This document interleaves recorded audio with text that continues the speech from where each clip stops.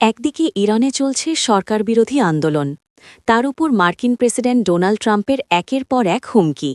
বিক্ষোভকারীদের দমন করলে হামলার হুঁশিয়ারি দেন ইনি। এমনকি মার্কিন প্রেসিডেন্টের দাবি, দেশটিতে হামলা চালানো হলে যুক্তরাষ্ট্রই জয়ী হবে।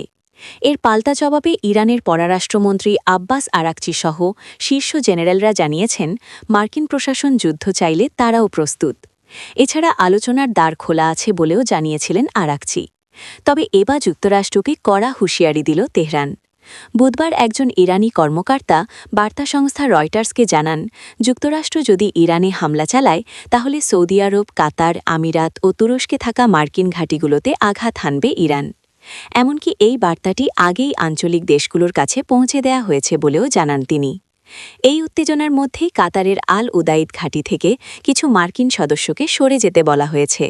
কূটনীতিকরা বলছেন, এটি পূর্ণাঙ্গ সরিয়ে নেওয়া নয়, বরং নিরাপত্তাজনিত কারণে কাঠামো পরিবর্তন।